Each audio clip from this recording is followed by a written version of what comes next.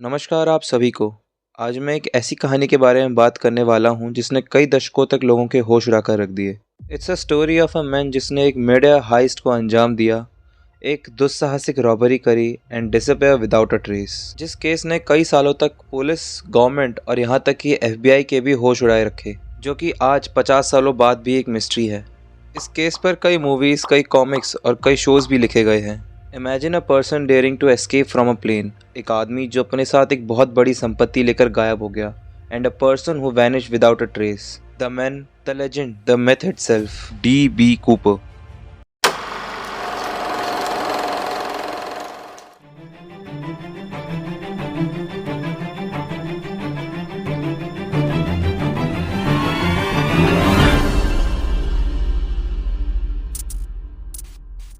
इस वीडियो में कही गई सारी बातें गूगल, यूट्यूब या तो बुक से ली गई हैं। इस वीडियो को केवल इन्फॉर्मेशन के लिए देखें। अगर आप इन वीडियो से डिस्टर्ब होते हैं तो इनसे दूर रहें।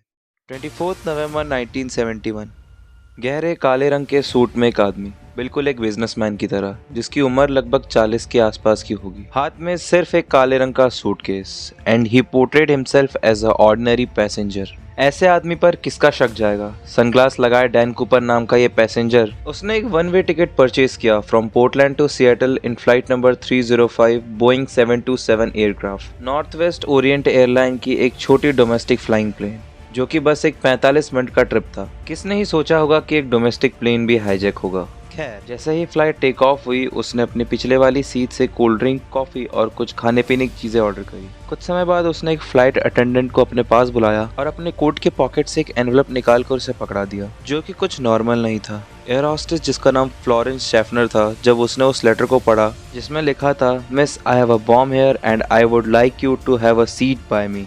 कूपर ने उसकी तरफ थोड़ा लीन होते हुए उसे अपना सूटकेस खोलकर दिखाया, जिसमें 8 डायनामाइट की स्टेक्स और एक डिटोनेटर था, जिसे देखकर फ्लोरेंस उसके साथ वाली सीट पर बैठ गई। कूपर ने कुछ समय बाद एक और नोट फ्लोरेंस को दिया और कहा कि इसे लेकर अपने पायलट को दे दो। फ्लोरेंस ने उसकी बात मानकर कॉकपिट में बैठे पायलट को दोनों नोट पकड़ा दिए। कूपर ने दूसरे नोट में अपने डिमांड्स लिखे थे, जिसमें लिखा हुआ था कि I want $200,000 cash before 5 p.m. with 4 parachute and a fuel tank parked in a Seattle airport। यानी कि शॉर्ट में अब पूरी तरीके से प्लेन हाईजैक हो चुका था और सबको उसने अपना पपेट बना लिया था। उसने एंड में ये भी लिखा था कि अगर कोई भी गलती करी तो वो बॉम्ब को यहीं हवा में ब्लास्ट कर देगा। नाउ अब क्या?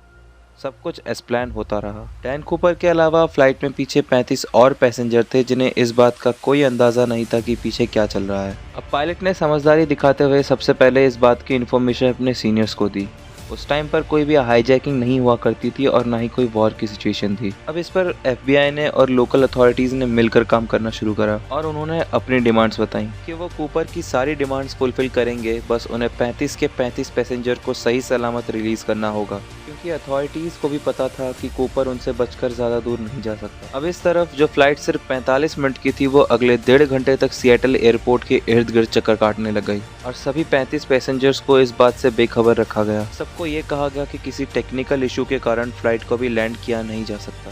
अब इस टाइम के दौरान सिएटल नेशनल बैंक से $20 के 10,000 नोट्स लाए गए विद सीरियल नंबर्स, और इन सभी नोट्स के सीरियल नंबर भी नोट कर लिए गए ताकि इन्हें ट्रैक करना आसान हो जाए। और साथ ही 2 पेयर्स ऑफ पैराशूट भी अरेंज किए गए, वो भी मिलिट्री ग्रेड के। अब जैसे ही 4:45 पे प्लेन को लैंड किया गया, एज डिमांड कूपर को 4 पैराशूट और पैसों का बैग दे दिया गया विद नो ट्रैकर्स।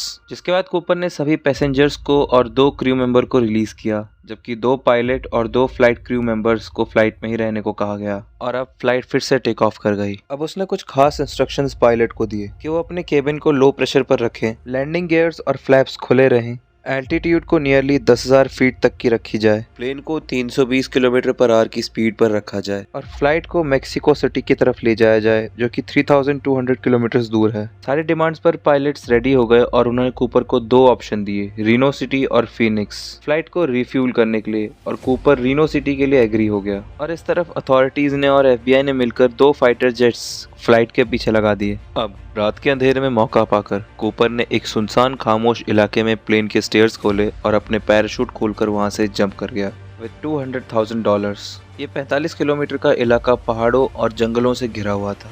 3 घंटे के बाद जब प्लेन रीनो सिटी में लैंड किया, तब प्लेन को अच्छी तरीके से चेक किया गया, पर वहां पर कूपर का नामो निशान नहीं था। ना ही कूपर, ना ही बॉम्ब और ना ही पैसे। ना सिर्फ प्लेन, इसके बाद डैन कूपर का कहीं अता पता नहीं मिला, ना ही जिंदा ना ही मुर्दा। क्या आसमान निकल गई या ज़मीन खा गया?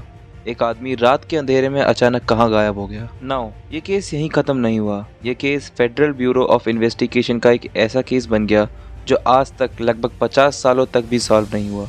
बहुत मेहनत करने के बाद भी कोई इन्फॉर्मेशन नहीं। किसी ने ना ही उसे देखा, ना ही किसी के पास उसकी तस्वीर। पैसेंजर्स और क्रू का कई बार इंटरव्यू लेने के बाद एक स्केच सामने आया। कड़ी मशक्कत के बाद भी ना ही कूपर मिला, ना ही इतनी बड़ी संपत्ति कि कहीं तो पैसे खर्च हो, कहीं तो कोई ट्रेस मिले, लेकिन कुछ नहीं। अब सबको यही लगा कि फ्लाइट से उतरते वक्त किसी गलती के कारण कूपर मारा गया और इस केस को यहीं ख़त्म कर दिया गया। लेकिन क्या कहानी यहीं ख़त्म हो गई? नहीं, अब कहानी में आता है एक ट्विस्ट। कई इन्वेस्टिगेशंस के बाद भी 10 साल बाद 1980 में सिएटल और रीनो के पाथवे के पास कोलंबिया रिवर के पास टीनाबा बीच के साइड में कुछ डॉलर्स के बंडल मिले जो कि कुल 5800 के थे। ताज्जुब की बात तो ये कि टीनाबा बीच के ऊपर इन 10 सालों के बीच में कई बार मिट्टी डाली जा चुकी है। जब पुलिस को इस बात की इन्फॉर्मेशन मिलती है और वो उसके सीरियल नंबर्स को क्रॉस चेक करते हैं तो पता चलता है कि ये वही डॉलर बिल्स है जो कूपर को 10 साल पहले दिए गए थे। और सभी ने यही अनुमान लगाया कि कूपर के मरने के बाद ये फ्लोट करते हुए यहाँ तक आ गए। लेकिन कैसे? कोलंबिया रिवर तो अपोजिट साइड की तरफ बहती है। अब इसके बाद FBI ने इस केस पर दोबारा इन्वेस्टिगेशन शुरू करी। कुछ 800 कैंडिडेट्स को पकड़ा गया, जिनमें से 780 को रिलीज कर दिया गया और बाकी 20 को फर्दर इन्वेस्टिगेशंस के लिए रखा गया। अब बजाय सॉल्व होने के ये केस और कॉम्प्लिकेटेड होता चला गया कि पैसे ड्रॉप लोकेशन से 27 किलोमीटर दूर गए कैसे। नाउ अब ये केस मीडिया में आ गया और FBI ने कूपर के इन्फॉर्मेशंस के साथ उन सभी नोट्स के सीरियल नंबर भी न्यूज़पेपर में डाल दिए। अब इसके बाद इस केस पर कई सारी थ्योरीज बननी शुरू हो गई, जैसे कि वो एक ट्रेन मिलिटेंट था, वो पैसे लेकर नॉर्मल सोसाइटी में मिल गया, वो एक दूसरे ग्रह का वासी था, कोई एलियन था या फिर किसी दूसरे यूनिवर्स का जो कि सारे पैसे लेकर चला गया, या वो एक बहुत बड़ा आदमी बन गया जो कि कहीं छुप कर रहता है, या किसी हादसे में उसकी मौत हो गई, या ये सब किसी का प्रैंक था, या ये सब किसी एक ट्रेनिंग का हिस्सा था, और या तो ये सब बस एक प्लान ट्रिक थी लोगों को परेशान करने के लिए, और भी बहुत कुछ। और सिर्फ थ्योरीज ही नहीं, थ्योरीज के साथ इस पर कई कॉमिक बुक्स आई, कई मीडिया हाउसेस के द्वारा कई सारी चीज़ें, हॉलीवुड पर कई सारी मूवीज़, कई सारे वेब सीरीज़, आए दिन कई सारी चीज़ें बनती रही, पर ये सब बस एक मन बहलाने का तरीका था। एविडेंस के नाम पर उसकी बस एक स्केच, उसके नाम की एक टिकट जो कि उसकी साइन थी, और कुछ छोटे मोटे इन्फॉर्मेशन। इसके अलावा इस केस पर और कभी कोई प्रोग्रेस नहीं हुई। अब ना ही FBI को पता, ना ही मुझे पता, ना ही दुनिया में किसी भी आदमी को पता, पर थ्योरीज को कौन रोक सकता है? आप लोग अपनी अपनी थ्योरीज कमेंट सेक्शन पे डालिए और मुझे बताइए। और लास्ट में एक announcement, so from today onwards we are going to start a new segment for our channel in which we are going to discuss about some mysterious unsolve cases. उम्मीद है कि आज की वीडियो आपको अच्छी लगी होगी। अगर अच्छी लगी है तो वीडियो को लाइक करें, चैनल को सब्सक्राइब करें और इस वीडियो को शेयर करें। नमस्कार, मैं विदा लेता हूँ आपसे और मिलते हैं किसी अगली वीडियो में।